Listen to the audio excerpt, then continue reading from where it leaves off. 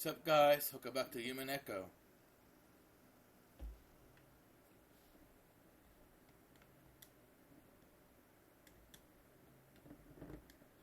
Who is it? Excuse me, I have brought lunch. Enter. Excuse me. After receiving approval, Ken entered the VIP room, pushing a servant guard that carried lunch. The servants called this room the Witch's VIP room. That was because Kenzo strictly ordered that it always be kept clean so that it could be used at any time. Even so, guests would not be allowed in this room, no matter who they were. That's why at some point the servants started calling it the VIP room, which was supposed to be set aside only to the welcome special person Kenzo waited for, the witch of that portrait. And today, Kaden realized that this was absolutely true. When he entered the room, the blonde-haired witch was gazing out the window. Outside the room was no longer falling weakly as she looked at the beautiful rose garden in which it had been tended over several days for today's sake. As she saw the winds and rain ravage it, was she struck by the sentimental feelings? Kaden was able to tell anything more from her back, which faced him. I will prepare the meal, Beatrice-sama. Kaden went out of his way to call out the witch's name, hoping that she'd turn around. He wanted to know if the witch who tempted him and shed in the past really appeared again. When he did, the witch's name who had been called laughed at her back, still facing him. Holding back her voice, she laughed. Kaden was startled. It was almost as though she had read his mind and knew that he had put a call out to her, hoping to make her turn around. Smells good. It appears Cross hired a good cook. Yes, he is called Goda and was employed her recently. And it's nothing better than being skilled at cooking. Delicious foods completes the 3 pillars of pleasure for living in the human world. It is a secret to preventing boredom after 1,000 years. Cackle, cackle, cackle. Kaden, the witch's eyes met. Then she grinned. Without a doubt, certainly. This is clearly the witch of the day that Beatrice was wishes that no one but she and Shannon could see in the past, following her the form, and had arrived openly as a guest through at the entrance hall. Beatrice-sama. It's been a long time, Ken, the furniture. Cackle, cackle, cackle. It has been quite some time. Ken didn't remember to be polite to this guest for the time being. But the visit the suspicious which made dark clouds start to enshroud his heart, especially considering that today was a family conference. You appear to be uneasy about what I plan to do now that I've appeared, am I right? Ken didn't force an answer. This witch is probably in his surmise. It was pointless to go to trouble saying it out loud. Of course, she could read even its inner resistance. So the witch giggled at Ken's childish defiance. I can fulfill my promise with Kenzo. Your final promise with the master. I only Kenzo amount of gold. When Kenzo gives that up, it will be returned to me with interest. I came to accept the interest tonight. I don't know what you're talking about. However, I insisted they be getting together in his heart. Whatever this witch had to say couldn't be anything good. Cackle, cackle, cackle, there's no mistake. Whatever witches have to say is never anything good. You're correct. However, like scissors, the potential of witches depends entirely on how they're used. Sometimes there are those like King Solomon who succeeded great exploits. However, it must make use of us and not making the cruel fate just like in fairy tales. Cackle, cackle. But Kenzo is crafty. He has incorporated even my collection of the interest into the ceremony. He is an absurdly powerful magician who can even surpass me, or else a mere fool possessed by madness. Amusing. Truly amusing. Kenan could have guessed the witch was muttering and laughing about. All he knew was that anything that made this witch laugh must have the exact opposite meaning for everyone else, and in the back of his mind, the horrifying words the witch had spat out at him in the past began to resurface. What did you think? I'd lend my power and ask for nothing in exchange? I'll gladly assist a pair in love. In exchange, I'll enjoy watching the cruel fate they'll eventually meet. I have never come across a better show not over the course of 1,000 years.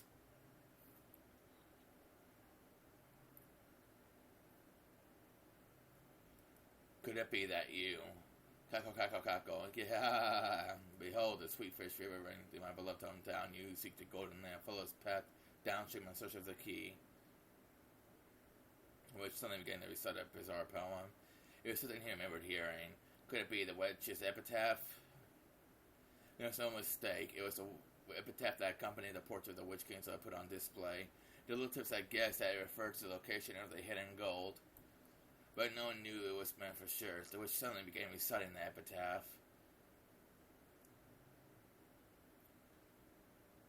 Canon, since you're a furniture, I imagine you heard about from Kenzo the day when everything will be returned to the Golden Land has come. Rejoice, the day when you feel freed from the shipment living as furniture has finally arrived. I believe he wanted that for a long time, that a furniture which which finds no value in its own existence, merely existing day to day to being nothing but agony. To those with souls, the world is worth clinging to, but those without souls find this world to be full of nothing but suffering. Kako kako.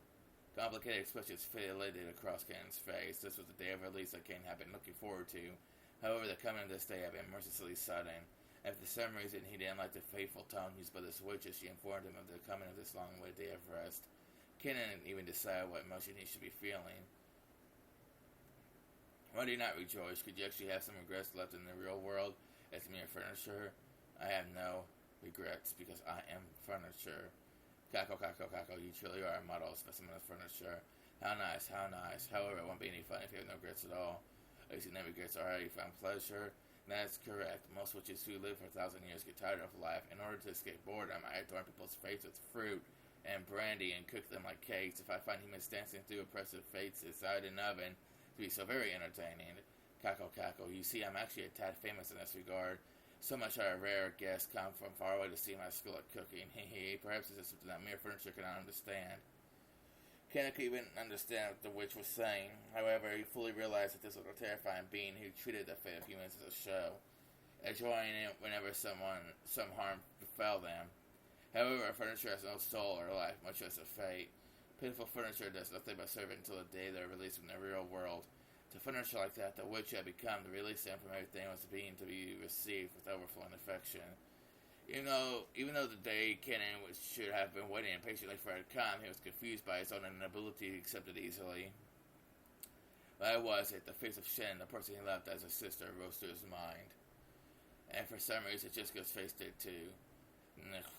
Kanan bit his lip upon it that hurt. Thinking about Jessica like that was something the furniture must never do, even though he thought he'd know that. Even though he complained about Shen's relationship, why was it that Jessica rose to his mind at a time like this? He felt a little shameful of his own naivety, and to forget about Jessica, he turned his thoughts to Shannon. Shannon is also furniture. She has no reason not to rejoice at the coming of the day when we all return to nothingness. But Shannon, through her relationship with George, has experienced an emotion forbidden to furniture.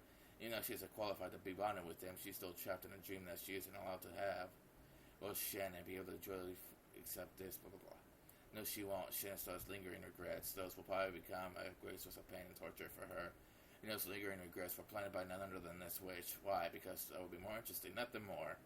They say that Shannon would have been waiting impatiently for will probably be a harsh burden for her, giving her emotions that must never experience. I thank you for granting me furniture the day of our release. And I hate you for making this day so difficult for Shen to accept. I want to make you suffer from your regrets as well, like Shannon. However, you continue to live like furniture, foolish honesty, never getting ensnared by me. And yet, it seems you love Shannon a little too dearly, right? Kako kako. Shannon's regrets are now your regrets, while those feelings just form into hatred for me. If you wish to kill me, give it a try, Kako kako. As it's Kingsley's furniture, you should have at least that much power, right? However, if you kill me, the day of rest for furniture will not come for all eternity. Could you bear to live with that? Are you truly capable of resisting when I try to release you? Kako kako. Kneel. What? Kneel and kiss my shoes. Otherwise, I'll leave this place. I'll go back and unshow myself again for all eternity. So, Kanan, do you always think you could bear to live like that? No. If the door to the Golden Land is open, your hard life for Earth's furniture will end. If you desire, I can even give you life as a human. After that, you'll be on the same level as Jessica. Surely you would experience the taste of love. There's no point trying to hide it. After seeing you and indulging in a sweet love, you grew jealous. You are sorely tempted to know the taste of love. Kako kako. Stop it. Are you trying to snare me again? I won't be reduced to a toy for your amusement. Oh, then I'll be satisfied with Shannon alone. After all, you weren't the only one who was implanted with the seed. Even fruit planting sometimes fail to be a fruit after all. The one who takes the key must have traveled to the Golden Land in accordance with these rules. On the first twilight, after the 6 strokes about the key of sacrifices. On the second twilight, those who remain shall tear apart the 2 who are close. The witch recited the epitaph again. It was so sudden, diverged so strongly from the current topic. However, that challenging smile made it seem almost as though she was using the epitaph as a threat against Kanan. Do you not understand? For the ceremony, the epitaph to succeed at the second twilight, 2 who are most close to most be offered as sacrifices. It could be any 2 who are close, a husband and wife or a pair of lovers. According to the rules of the ceremony, who will be selected is up to me to decide on a whim. Don't you think there could be no more fitting sacrifice for the second twilight than Shannon as she is now, Kako kako? You dirty. Kenan realized something. Until today, he thought he'd given up everything else and lived as a furniture, acting like furniture. But in reality, that wasn't true. He loved Shannon too dearly. Therefore, when Shannon was in pain, Kenan assured him that if only Shannon continued to live as furniture, indifferently like Kenan without any regrets in his world, he wouldn't have died to be in so much pain. The witch planned to toy Shannon, who had known the taste of love, whom she had taught the taste of love as she killed her. She would be welcomed into the Golden Land, granted a compassionate release. Instead, if the witch had it overwhelmed, she would be used as a sacrifice, subjected to the utmost of torture and pain, and forcibly turned into a human foundation for this evil ceremony. This witch would probably make Shannon meet this horrible fate for no reason other than that it was amusing to her. Furthermore, she was threatening to do that, so Kenan, who had never submitted to the witch, finally gave in. It was that simple. In the end, though she had tried to resist the witch and avoid pleasing her, she only had made things more amusing for her. After all, he was furniture, no a toy. They were nothing but toys, meant only to distract her from her boredom. Damn. What do you do, Kenan? If you knew, I might refrain from choosing Shannon as a sacrifice. See? Cackle, cackle, cackle. I've always wanted to make a toy like you surrender someday. Hee. Without even a fragment of elegance, the witch sneered at Kenan and laughed indecently. That's right, she predicted Kenan's submission even before he made that decision himself. Kenan chose to get down on both knees in front of the witch. It didn't matter what happened to himself. However, the one thing he couldn't bear to see was Shannon, who had given him his only reason to live during his days as furniture, being toyed with it like this. As I kissing his shoe, the witch was an easy oath for Kenan to make. When this was quivering lips actually touched the witch's shoe, Beatrice let a look of ecstasy rise to her face, then laughed at the voice filled to bursting. At that moment, the witch, who had grown bored of the life after 1,000 years, was completely filled with the evil emotion that she lived for.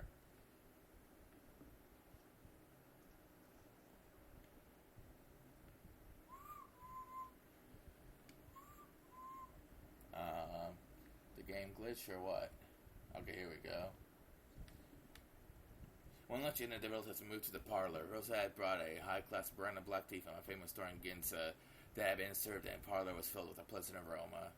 Since his children were there too, the adults tried to interact with normal relatives on the surface, talking peacefully about recent events and how their children were growing up. It started raining, so the children couldn't do anything but sit there like this, watching TV, unable to go outside. Mariah was apparently a TV kid, and she kept watching a boring daytime program without getting bored, giggling all by herself. At first, Battler joined in, seeming to deepen his relationship with Mariah, but he had gotten up early that morning and was gradually hit by a wave of drowsiness. Oh, that's a big yawn. Did you get up really early this morning? Oh, something like that. Now that all the tension's gone, I started getting sleepy while listening to the sound of rain. Tension? Hey, you still freaking out like that tension? At least it is for me. Bella gave another great yawn and slowly lay down on the sofa. He really did look tired. George and the others, I tried talking to him, thinking it was a sign of boredom, but then they realized he was really sleepy and they decided to let him be. My, they say if you lie down right after eating, you'll become a mackerel. Stop kidding around. Go to Sunway Bay and how you having a calf steak night. That make it mackerel steak. Kuma saw his son. He looks pretty tired. Could you get him a blanket? Here you go. Soon someone brought a blanket over from the shelf. The large parlor wasn't cold, but the air had gotten a little chilly. So when Battler took the blanket, he immediately wrapped himself up in a turtle. Like a turtle, okay. You really were sleepy. Would you like to wake up? I'll wake you. No, I can't say I've got any particular request. You can wake me up if you need something from me. If you don't, just let me sleep forever. Night. Ooh, Battler's sleeping. A nap. Ooh, I'll do it too. Hey, Mariah, Battler's sleepy, so you gotta leave him alone. Kuma said was done. Could you give us another blanket? It was doubtful whether Mariah really wanted to take a nap. She probably saw Battler wrapped up a blanket and wanted to do the same. When she received the blanket from Kumasawa, she joyfully wrapped herself up in it and set up at camp again in front of the TV. She suggests when he finally gathered all the cousins together after 6 years, this guy doesn't have a clue that he's the main guest of this family conference, does he? I can still hear you. We took it easy at leading lunch, and there's even a typhoon and rain outside now. Since I've got nothing to do, that means it isn't my turn yet. I wonder about that. If you have a passive attitude like that and never had to do anything unless something else happens, your life will be pretty boring, right? No, that's not what I mean. How should I put it? At times like this, I think about it this way. It isn't my turn. If it was to our play, it wouldn't be my turn to go on stage. So the best thing is to do is stay on the wings of the stage. You're always the main character of your own life, right? Why are you acting like you're in a supporting role? You've got to move forward by yourself and get up on that stage. That's not what I mean. I'm trying to say it's not my turn yet. Sorry, I'm sleepy. My mind's a mess. Give me a break. Wait a minute now. No kidding. You're so sleepy. You're spouting nonsense. Let's leave him be for now. Yeah, I can't let him get away with the same crap like that. You're always the main character in your own life. I got serious issues with Battler saying. He's just half asleep. Don't take him too seriously. It's just that lack of guts, not wanting to go on stage just because you think you can be the main character. Something about it just pisses me off. With distant eyes, Jessica gazed out the window at the gray rose garden obscured by rain. When she put her forehead up against the glass, a pleasantly cool sensation seemed to chase away memories she was trying to forget. So is it just your turn yet? Is that it? Then you just want to know where you get up on the stage. In that case, who the heck is the main character on this stage?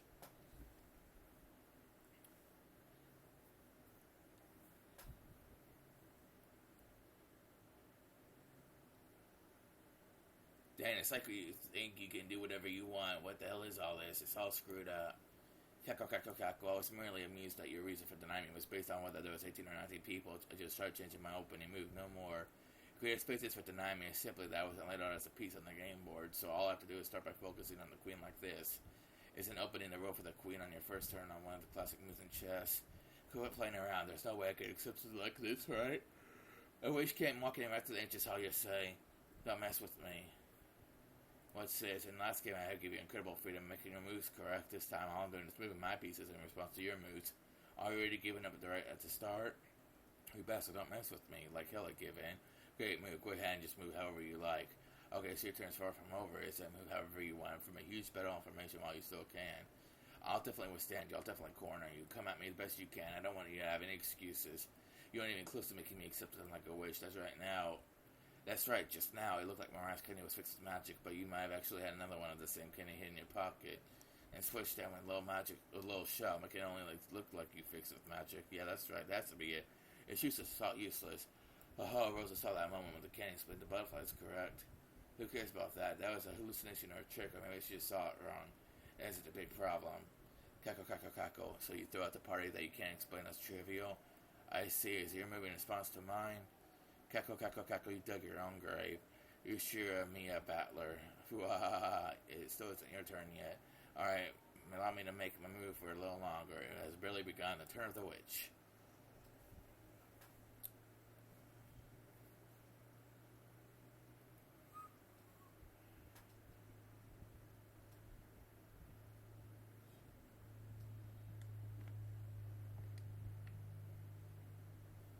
When they started hearing Battler's snores, their relatives went their separate ways, leaving the parlor and letting Battler sleep in silence. Even though it had been so lively in the parlor with so many people gathered there, when all of them scattered at once and were swallowed up by the vast mansion, it created an eerie silence with no sound except that of the rain.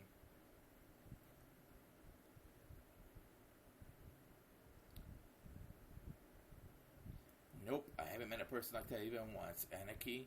I haven't met them. Kairi-san, is that true?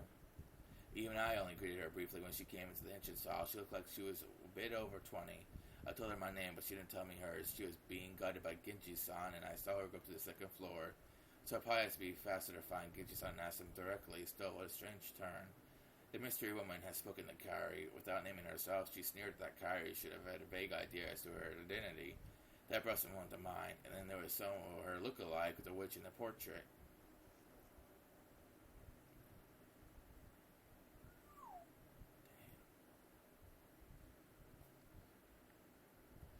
Was this person trying to say she was the witch of the portrait herself? I realized that she was probably laughing at me for that reason. Even though it was our first meeting, she spoke as though she knew I'm your second wife. And Nikki, you really don't know anyone like that? You talk too much. I've never seen a blonde woman like that going in or out of this mansion. That kind of thing doesn't matter. The problem is what happens if that woman starts calling herself Beatrice. She starts calling herself the manager of the father's assets. Maybe she plans to call herself the Demetrius' daughter and the man that she gets share of the inheritance. Either way, we each had one heck of a joker slipped into the deck. Did Nissan bring her here? Or did father? This is bad. We thought we could manage something if we could corner Anarchy in our talks, but this sucks us back to square one. I don't know what kind of schemes you've been making when I'm not around, dear, but it looks like we've been given little time to form a kind of strategy.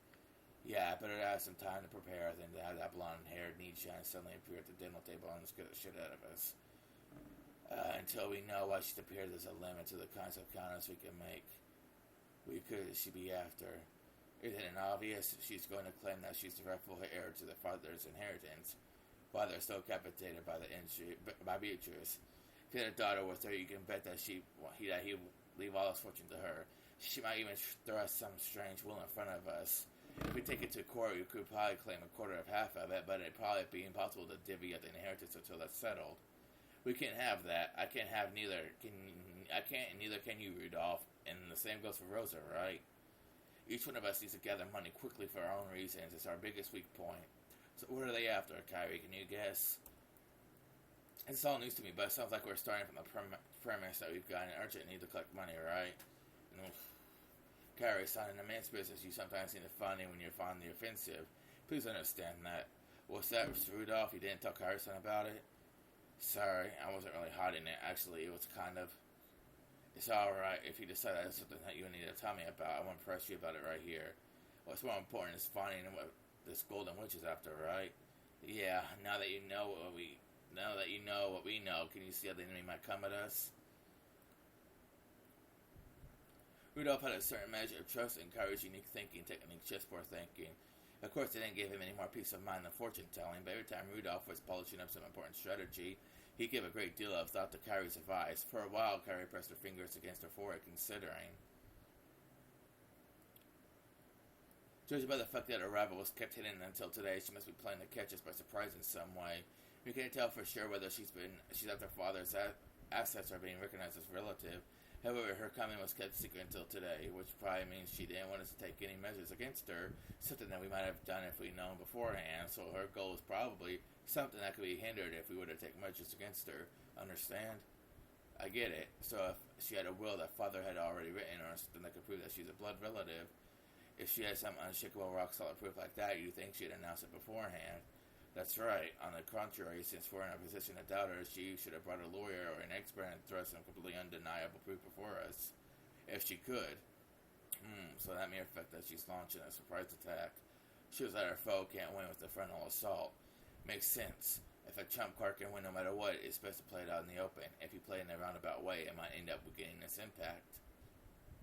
Skipping to the conclusion, we can properly expect to be faced with some huge surprise, something related either directly or indirectly to the inheritance problem that's on everyone's minds. Our opponent probably plans to overawe us by the fact of this shock. However, no matter how great the impact might be, it cannot be absolute. In other words, we have enough leeway to take advantage of this. You've really got brains, even understanding just as much really reassuring. In other words, you're telling us not to get sucked into our opponent's pace. In the end, it's an extremely simple conclusion. No matter what our opponent brings up, we should deal with it calmly without rushing things. This is just the very first step in the art of negotiation. You really can't say you predicted your opponent's thoughts with just this. Come on, just like usually, that's pretty good. No, now that we know we've got a little leeway to attack, it helps us relax a bit. We don't know how she's going to cross Nissan. Will it be a surprise for cross Nissan too? Or was he actually the one who called her here in the first place? If it's the latter, that might make things very troublesome. That's right, secret calling for a mystery woman on the day of the final conference. It would be in terrible taste, but it does look something Nissan would do. Aniki, let's do this. As long as she's clearly can't prove her identity, we won't accept her position in any way. That would be for the best. Or if she's refused to introduce herself to Kyrie-san, we can't let our conference be disturbed by the statements of some unknown woman. She might even show us proof that she's a blood relative. If she can prove father's blood runs through her veins like a maternity record document, there's something we can do. It's always possible to suspect that physical evidence has been faked, and even if it's real, in order to prove that the person that documents is a person we see, we need to check their condition at the hospital. At the very least, it'd be possible to prove that now on Rokinjima. You're right. So in other words, it's something like this. No matter what's shown to us now on Rokinjima, it can't be accepted as the truth. We can't believe anything until this typhoon passes, and they can prove it to us in a proper place. Hee. Spotting all kinds of holes and stuff like this, and it's Aniki's specialty. We'll be counting on you. Are you joking? You'll be helping us too. We need the money. We need it quickly in a large sum. Our fates are all tied together in this. As if we just stand by and let some suddenly appearing mystery woman destroy our inheritance we're after. Rudolph and Eva always formed a united front as siblings at times like this. Again, by the idea that their own inheritance might be snatched away by an outsider. Gary, no, stop. Sorry guys, I didn't mean to skip that. I double tapped too fast. Sure. Anyway, outside it was still raining heavily and everything was gray, having lost all its vibrance. Lush garden that the sun had shone on earlier now felt like a lie. For some reason, the words Eva said a second ago kept repeating in Kyrie's head. So in other words, something like this: no matter what's shown to us on how Nakajima can't be accepted as truth. There's an odd nuance to those words. At this moment, the island was closed off by the typhoon and isolated. They had no access to public institutions and no hospital. So on this island, no matter what manner of proof related to the outside world is shown, it will be possible to call it a lie. It will be possible to prove that there was the truth. Now that they were isolated from outside, all the truth to lay all truth whose proof lay in the outside world will be called lies. So does that mean that right now on this Nakajima no truth exists at all? Does it mean that if they will be ruled by lies alone, it's almost this illusion that we've left the human world of truth and have been shut away inside the world of one of lies? Guy remembered that the woman's appearance one more time. She remembered both what she looked like and the witch of the portrait on this outline, which had been cut off from the world of humans and shut away in the world of non-humans. An unhuman being that has come to visit. Gary couldn't think of the smile that appeared on the woman's face as anything other than that portent of misfortune. I could feel my chest for thinkings and missed the vital premise. But now it will be necessary to understand that fortune-bearing smile. Yes, that smile made me feel as though someone human was mocking me. I based my reasoning on the assumption that our opponent is human like us. However, just like this illness now, she may not be that is human, and human values may not matter to her. If that's true, all of our reasoning is useless. For what reason has the witch been invited here today? Only the one thing is clear. Now in this instant, she's staying somewhere in this vast mansion.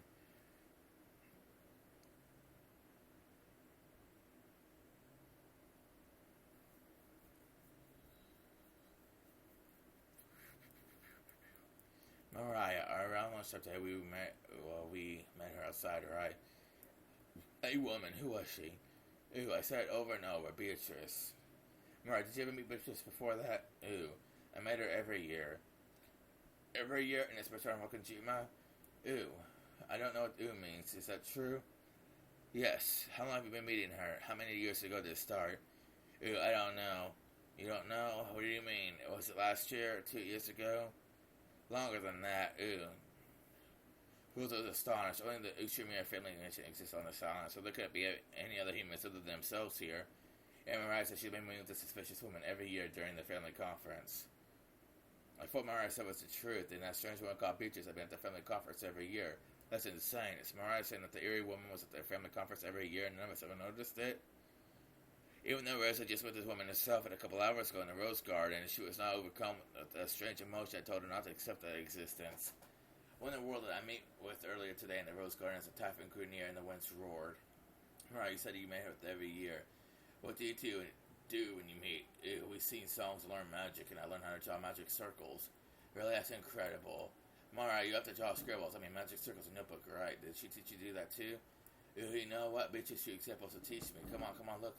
Mariah gently fished around her handbag. She drew out a single notebook and began opening that page. Most of the pages were covered with drawings that were literally scribbles. All of them were cult-like things, but what might sound rude to Mariah was joyfully flipping through the pages that were all creepy. Look here, Beatrice drew it. Ooh.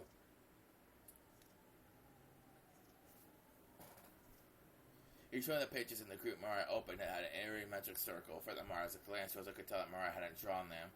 The chance of the strokes, the thickness of the lines, and how clean the shape was, by itself it was enough to guess the background of the person who had written it. It was enough for Rosa to be sure there was someone older than Mariah. Rosa had accepted now. There really was a person on this Wakajima that she herself hadn't known existed until now, and this person that came to the family conference every year to play with Mariah. Mariah, does Beatrice live here, or does she live outside the island like us? Beatrice is a witch of Wakajima, so she lives on Silent Land. So you're saying she's on the island now, even on the days when it was a family conference, right? I don't know what means, yes or no? Yes, What in the, I can't believe it. How long since I know what you've been living on this island? I used to live on this island, passing the time in the mansion, in the Rose Garden. Even so, I never encountered a witch like that, right?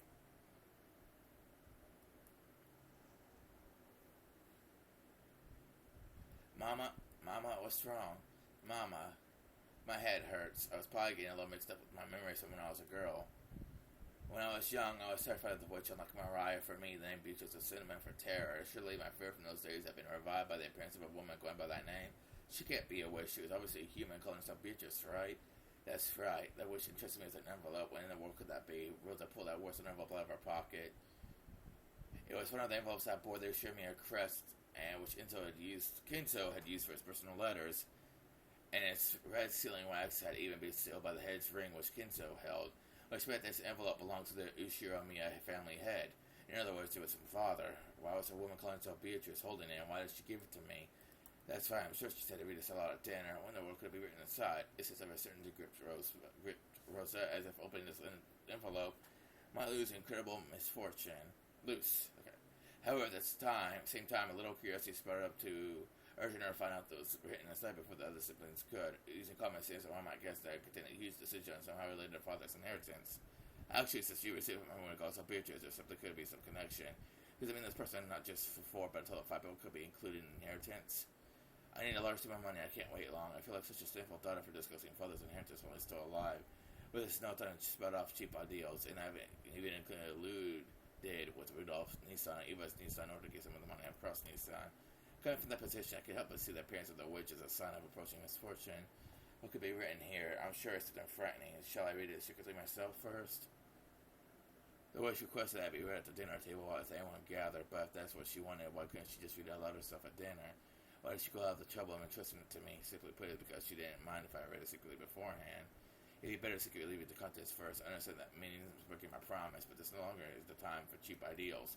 Depending on the contents, we should probably discuss this with Eva and Nissan, Rudolph and Nissan too. They're always really good thinkers when it comes to this kind of thing. When I go, they'll put my hand on the red sealing wax. So they're suddenly pulling my sleeve and I let a small scream. What? Alright, don't scare me like that. What is it? Ooh, you mustn't. Huh? Mariah's expression was the same portent of the misfortune she felt from that witch and seeing the tingle up her spine. But just a moment to read the letter during dinner. You must have broken a promise with the witch. That's not it. I just wanted to look at the envelope for a second. I'll keep my promise. After all, I always tell you to keep your promises. So of course I keep my promises. Yes, Mom was a good girl. That laugh. It isn't cute, so stop it. Ew. Come to think of it, you sent the letter to Mariah. What is inside? I haven't opened it yet. Beatrice said I must open it until the time comes to open it, so I'm taking good care of it. Ew. I see. You must listen well to Beatrice say, don't you, Mariah?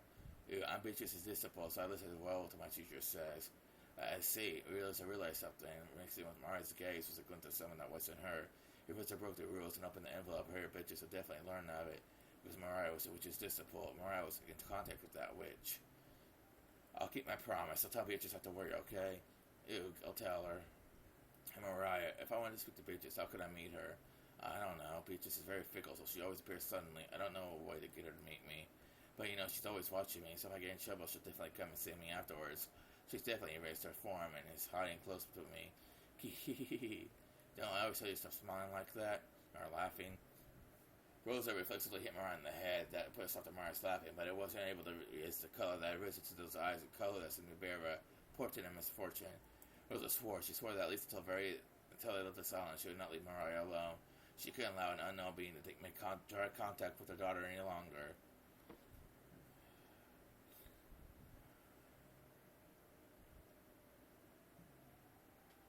Well, I'm not going to end the video yet. I would normally do it at this point, but actually, I am going to end the video now. Never mind, because I saw the clock. I always want to end it when I see the clock.